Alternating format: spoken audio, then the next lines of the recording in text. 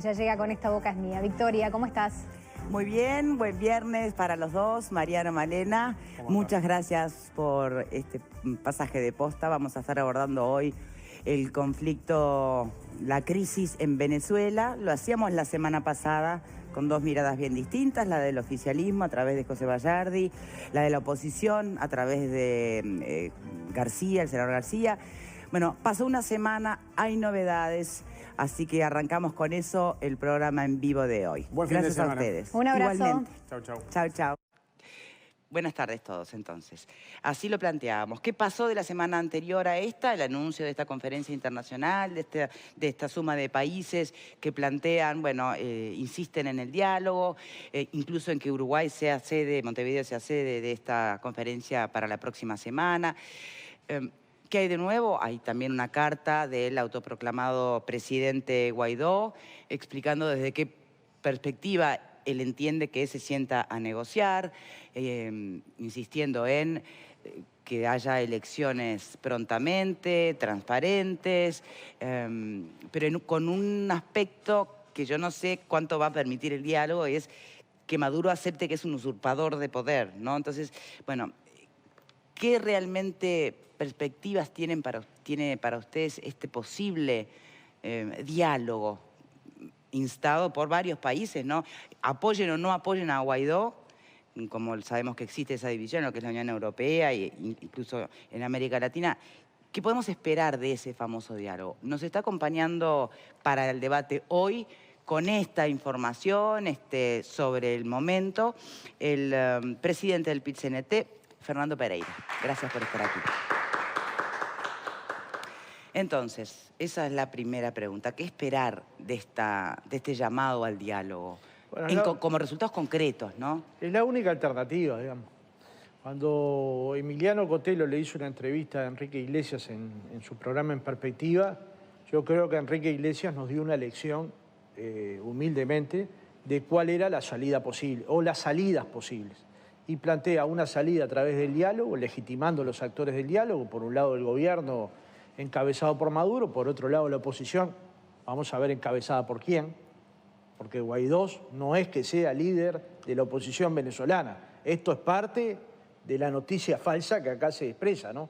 Las movilizaciones falsa? Enormes que hay en Venezuela son en rechazo a Maduro. Cuando Guaidó llama a apoyar a Guaidó, son movilizaciones realmente muy pequeñas. Entonces, ahí habrá que ver cuál es el actor legitimado de la oposición.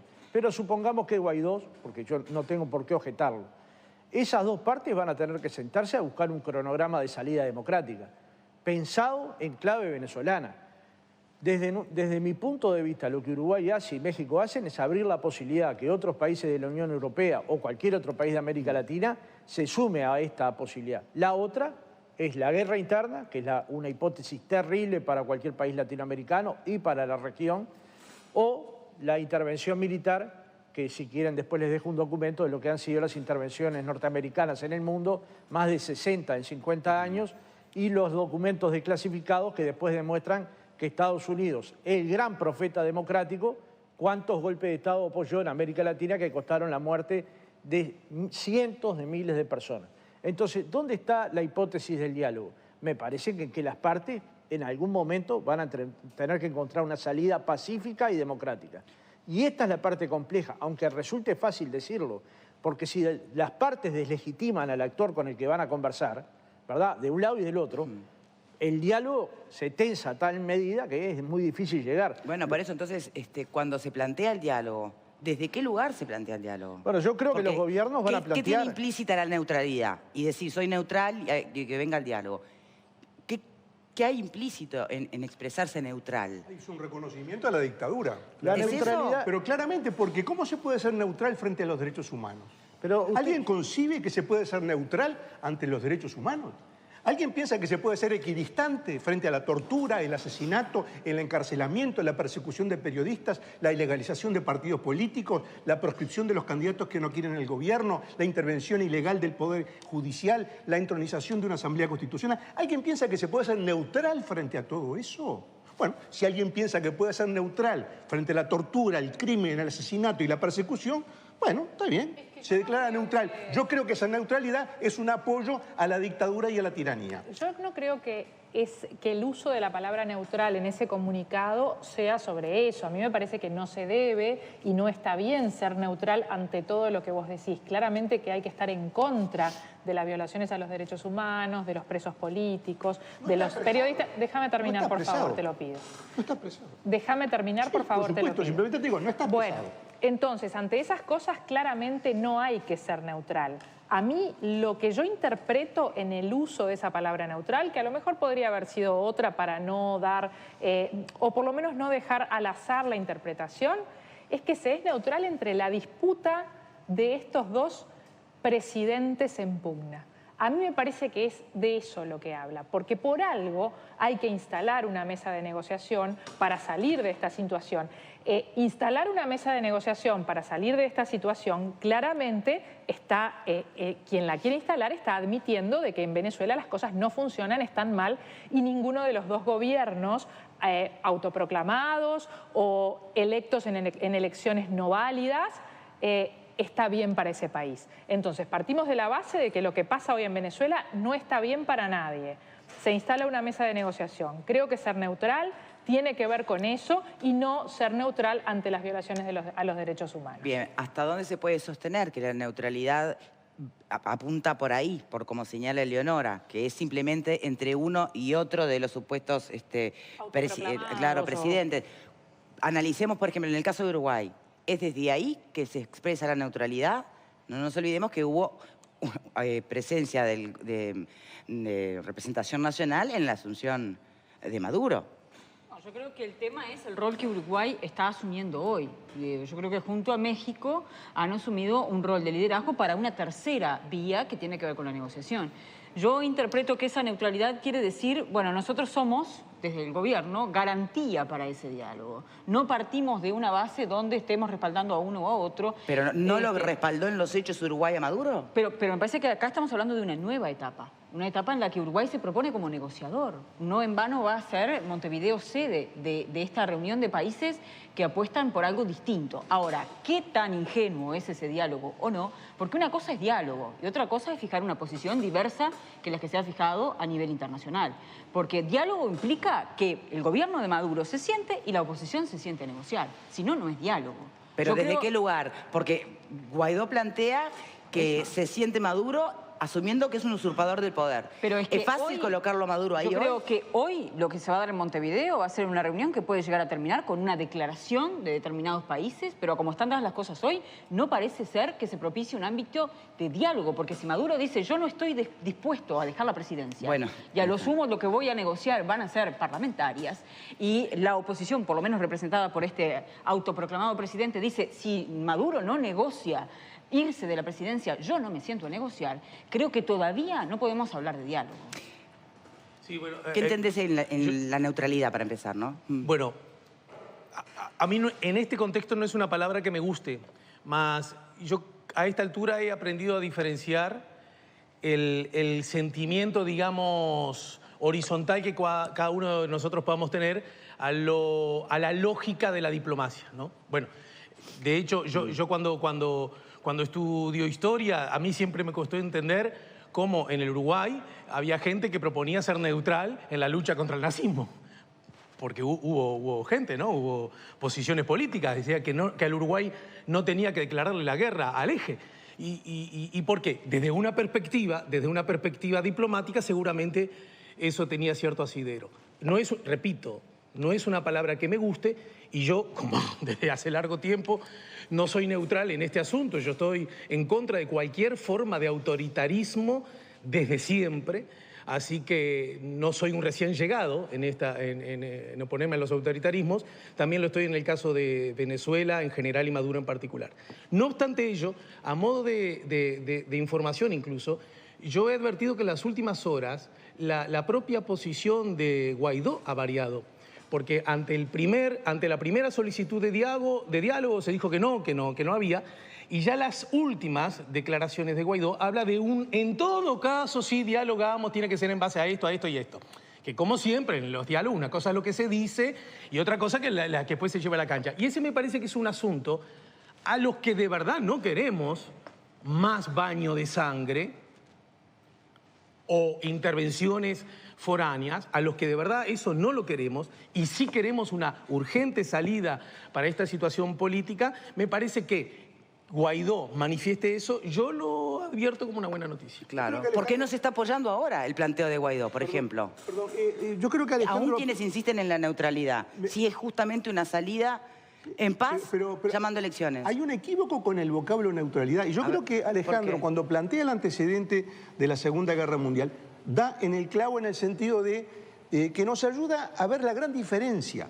La neutralidad precisamente viene del campo diplomático y tiene que ver con la posición entre dos beligerantes, entre dos países beligerantes, porque a eso se aludía que en el caso de la Segunda Guerra Mundial, y la posición de terceros países que pueden aliarse a alguno de los beligerantes o declararse neutral en función del interés nacional. En función del interés nacional. Si hay una guerra en Europa, bueno, el interés nacional reflejado en aquel momento iba para un lado, después Uruguay, cuando terminaba la guerra, por supuesto, le declaró la guerra al eje. Ahora, ese concepto de neutralidad viene de las relaciones internacionales entre los países, cuando hay beligerancia. Cuando hablamos de una situación interna de un país, cuando hay una dictadura que oprime a un pueblo, ahí no podemos hablar de neutralidad, de ninguna manera, porque ahí lo que están en juego son valores, son principios. No es que hay dos partes, no. Hay una sola parte que es el pueblo que quiere democracia y hay una dictadura militar que lo oprime. Entonces, frente a eso, no se puede ser neutral. A ver, perdóname, Leonora. Fernando. No, de repente el Papa, que es el líder mundial con más apoyo popular, también tiene esa imagen de apoyo a dictadura. Pues lo que dice el Papa, aquí en Penemá he pensado mucho en el pueblo venezolano, al que me siento especialmente unido en estos días. Ante la grave situación por la que atraviesa, los invito a rezar conmigo para que se alcance una solución justa y pacífica. Los expertos de la ONU en materia de derechos humanos, que supongo que son los especialistas en este tema, dicen: un experto de la ONU en derechos humanos ha advertido que la coerción, ya sea militar o económica, nunca debe usarse para buscar un cambio de gobierno en un Estado soberano, sino que se debe fomentar un diálogo constructivo para encontrar solución a la crisis a Venezuela. No creo que un experto en derechos humanos esté fomentando la violación de derechos humanos. Y si quisiéramos, sigo con el secretario general de la ONU. O sea, nosotros podemos, y los dejo los documentos, nosotros podemos escuchar a aquellas personas que queremos escuchar que coinciden con nuestra posición. O podemos escuchar todos. Yo trato de escucharlos a todos, leerlos a todos en la mañana temprano, y parto de esta base. Hay dos posiciones enfrentadas, pero está muy equivocado aquel uruguayo que cree que Maduro no tiene ningún apoyo. Si Maduro fuera una elección abierta con la oposición, esa elección nadie se podría aventurar quién la ganaría. Nadie podría aventurar sensatamente aquí quién la ganaría. Con lo cual hay un país de grieta. Hay un 50 y un poco por ciento más que apoyan a Maduro, o un 50 y un poco por ciento más que apoyan a la oposición global, ¿verdad? Entonces, ¿qué se precisa cuando hay una grieta de este tipo? Que las partes hablen, porque ¿sabes cómo se lauda esto? El día que voten todos habilitados, con Maduro presente, Guaidó presente, y se diga, el presidente que tuvo más votos es A. Bien, ¿y por qué Maduro no propone esa idea? ¿Por qué se resiste a ir a elecciones en otras condiciones? Yo no soy del club de Maduro, yo soy el club del diálogo, la negociación, el pacifismo. Muchas cosas de la distribución que hizo Chávez las apoyé, ganó 20 elecciones, se comió un golpe de Estado en el 2002. Chávez no es Maduro. No, Chávez no es Maduro. Bien, ni la revolución bolivariana en su esencia es hoy lo que hace Maduro. Yo lo que le digo es esto, si usted quiere encontrar una solución violenta en Venezuela, es muy fácil. A ver, no, pará. No, usted persona no. No, ya sé, pero digo, cuidado con insistir en no avalar a Maduro o entenderlo un dictador, necesariamente lleva implícito querer sangre en Venezuela. No sería justo, de la misma manera que hablar de neutralidad tampoco implica... La segunda pregunta que me haría, ¿a alguno de este panel le aconsejaría al presidente uruguayo que no hable con China? ¿Que no hable con Irán? ¿Que no tenga comercio exterior con estos países? ¿Que no hable con Irak en su momento? ¿O elegimos uno en particular? Porque podría decirse, la posición nuestra es tan ideológica, tan fuerte idealista, que no vamos a negociar con ningún país que no tenga una elección democrática al estilo uruguayo. ¿Cuál es la clave? ¿Alguien acá se animaría a decirle a un canciller uruguayo eso? No, ¿a quién se lo decimos? a Venezuela. Bueno, pero a ver, Venezuela le sigue vendiendo petróleo a Estados Unidos. O sea, ahí tiene Estados Unidos problema de sigue pago. comprando Pero petróleo a yo Venezuela. ¿Cuál es la clave geopolítica, por ejemplo, para entender estos apoyos o La las gran riqueza desaprobaciones? venezolana, China y como Rusia, estos por otros ejemplo. 50 invasiones. Cuando ve las 50 invasiones, no hay invasiones a países que no tengan ningún valor. O tienen valor geopolítico o tienen valor económico. En Venezuela hablamos del petróleo, pero Venezuela tiene de todo. Petróleo, minerales, oro, tiene de todo. Por suerte estuve bastante tiempo ahí, he conocido, mi familia sigue viviendo ahí. No es que todos los integrantes de mi familia piensen de la misma manera. Algunos apoyan y otros no. Exacto. Y esta es la sociedad venezolana. Algunos apoyan y otros no. Y ojo, mi familia proviene todo del mismo lugar, que es de la izquierda uruguaya. O sea, no es que provienen de orígenes diferentes. Y tienen posiciones diferentes en función de la lógica del no intervencionismo, por un lado, y de que se cree que Venezuela está en la situación que tiene por el embargo que le aplicó Estados Unidos y sus aliados a toda su economía en general. Y otros que creen que en parte el problema está porque la matriz no se diversificó. Con lo cual es muy poco lo que produce Venezuela y depende del comercio exterior hasta para la propia alimentación, ¿me explico? Y todo esto tiene un poco de verdad.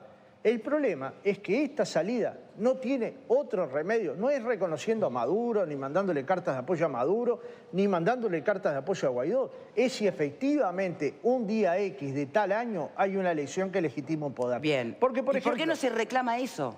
Así como lo yo estoy reclama la diciendo, mayor parte de los países Lo estoy del diciendo mundo. más claro, imposible. Ahora, el problema es que No, como yo no Uruguay soy pide diálogo, no habla de elecciones el problema es que como urgentes. yo no soy el país que va a negociar, tengo que esperar que los actores propongan esto. Y los actores no es el pueblo uruguayo ni el gobierno uruguayo, es el gobierno de Maduro y es la oposición. Entonces, estos actores en algún momento van a tener que hablar en clave democrática. Pues yo te quiero decir algo, yo tengo muchas críticas contra el gobierno de Maduro. Pero la oposición venezolana, creer que tiene algún parecido con la oposición uruguaya, es absolutamente alocado. Es una oposición violenta, no toda la oposición, pero la mayoría es una oposición violenta, es una oposición armada, sus movilizaciones no son pacíficas. Entonces, cuidado con creer que estamos hablando con los históricos partidos del Uruguay. No tienen nada que ver con los históricos partidos del Uruguay. Ahora, estamos hablando de un presidente que cuando habla tiene todos militares armados hasta la nuca Espere, a mí esa foto y que hace entrenamiento de, Usted cree de que cómo esa va a foto a defender mí el me país, gusta, ¿no? pero lo que le estoy diciendo es, esa foto usted la ve. Sí. La foto que no le muestran es la oposición armada. Entonces a mí lo que me gustaría es mandarle la foto de la oposición armada. Armada. Entonces cuando usted va a movilizarse con un arma en la mano, no está buscando una salida en clave democrática, está buscando una salida en clave violenta. Ahora, y la Maduro clave está buscando violenta... una salida porque las últimas declaraciones dicen que si quieren que se vayan tendrán que esperar hasta el 2025. Nadie está ayudando mucho. Esta es mi Pero percepción. Maduro tiene voluntad de negociar.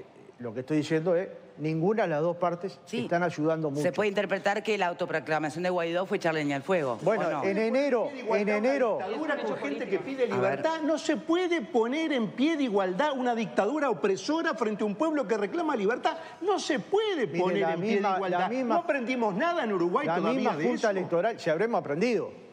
El no en Uruguay ganó con 51%, vamos.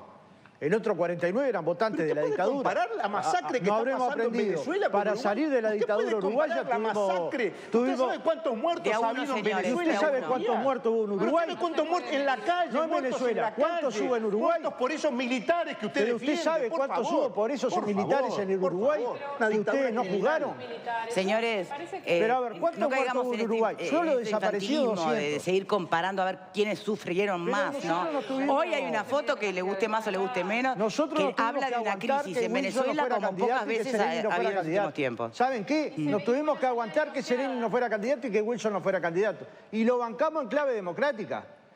Yo no voy a comparar Uruguay con Venezuela porque son características distintas de los pueblos y además ellos creen muchísimo en ¿Los pajaritos?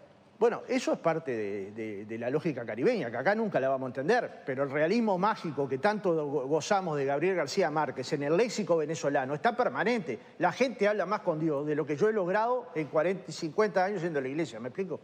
Y te dicen, ayer hablé con Dios y yo qué sé, para mí no hablaron nada, pero el diálogo que tienen es ese. Entonces, también interpretar el pueblo venezolano con su cultura, igual que el pueblo... los pueblos de Centroamérica tienen esa lógica. Ahora, si a usted me dice que va a haber una solución desconociendo una de las partes, solo puede ser a través de la intervención. Entonces, tenemos que jugar claro, el Uruguay tiene que jugar claro. No tiene por qué ponerse al lado de Maduro ni del lado de Guaidó. Tiene que decir, la clave es democrática. La salida tiene que ser a través de una elección. ¿Y por qué no lo dijo Uruguay? Porque Uruguay no dijo que espera elecciones democráticas. Los actores. No, igual acá Lo dice la Unión Europea, lo dicen muchos países. Pará, pausa y venimos y te doy la palabra. Pero no se lo dirían jamás a China. Ya venimos. Jamás se lo dirían a China.